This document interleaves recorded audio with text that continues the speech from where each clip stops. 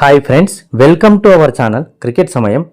April 2 SRH versus KKR match జరుగుతున్నందున Sunrisers Hyderabad team playing 11 ఎలా ఉండబోతుంది, ఏ మార్పులు చేయబోతున్నారు, కోల్కతా ఈడెన్ గార్డెన్స్లో ఉండబోయే పిచ్ బౌలింగ్ పిచ్చా లేదా బ్యాటింగ్ పిచ్చా, బౌలింగ్లో స్పిన్ పిచ్ ఉండబోతుందా, ఫేస్ బౌలింగ్కు అనుకూలిస్తుందా, టాస్ గెలిస్తే బ్యాటింగ్ తీసుకుంటారా బౌలింగ్ తీసుకుంటారా అనేది వీడియోలో క్లారిటీగా చూద్దాం ఫ్రెండ్స్. మొదట రెండు టీంలలో చూసినప్పుడు ఇద్దరు వాళ్ళ ఫస్ట్ మ్యాచ్ల్లో ఓడిపోయి రెండో మ్యాచ్కు ఖచ్చితంగా గెలవాలని దృఢ నిశ్చయంతో పూర్తిగా సన్నద్ధం అవుతున్నారు. ఇక అక్కడున్న ఈడెన్ గార్డెన్స్ పిచ్ చూసినప్పుడు అది పూర్తిగా బ్యాటింగ్కు అనుకూలంగా ఉండే పిచ్.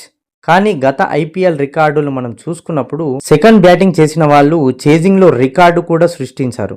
గతంలో 2024లో పంజాబ్ కింగ్స్ 262 రన్స్ను కూడా చేసి హైయెస్ట్ రన్స్ను చేసిన రికార్డు నెలకొల్పిన సంగతి తెలిసిందే.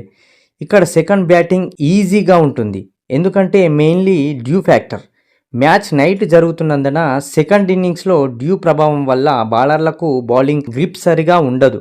దీనివల్ల బంతి సరిగ్గా స్పిన్ను లేదా స్వింగ్ చేయలేకపోతారు. సో ఫస్ట్ బ్యాటింగ్ ఎంత పెద్ద స్కోర్ చేసినప్పటికీ సెకండ్ బ్యాటింగ్ చేయడం కొంతవరకు ఈ గ్రౌండ్లో సులభంగా ఉంటుందని చెప్పవచ్చు. ఇక ఎస్ఆర్హెచ్ ప్లేయింగ్ 11 గురించి మాట్లాడుకున్నప్పుడు ముఖ్యంగా రెండు చేంజెస్ జరిగే అవకాశాలున్నాయి.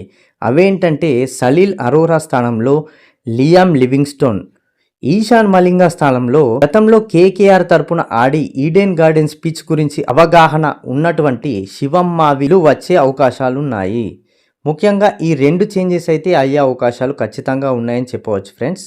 ఇక డేవిడ్ పెయిన్ను రెగ్యులర్ బౌలర్గా తీసుకొని ఇంపాక్ట్ ప్లేయర్గా శివాంగ్ కుమార్ను తీసుకునే అవకాశాలు కూడా లేకపోలేదు. సో ఈ మార్పులైతే చేయబోతున్నట్లు తెలుస్తుంది. ఇక టాస్ గెలిస్తే మాత్రం ఖచ్చితంగా ఏ టీం అయినా సరే బౌలింగే ప్రిఫర్ చేస్తుందని మాత్రం చెప్పవచ్చు. ఇక మీరు ఎస్ఆర్హెచ్ టీంలో ఏ మార్పులు జరగబోతున్నాయని మీరు అనుకుంటున్నారు అనేది కమెంట్ బాక్స్లో కమెంట్ చేయండి ఫ్రెండ్స్. వీడియో నచ్చినట్లయితే లైక్ చేయండి, ఛానల్ను సబ్స్క్రైబ్ చేయండి friends. Thank you for watching cricket సమయం.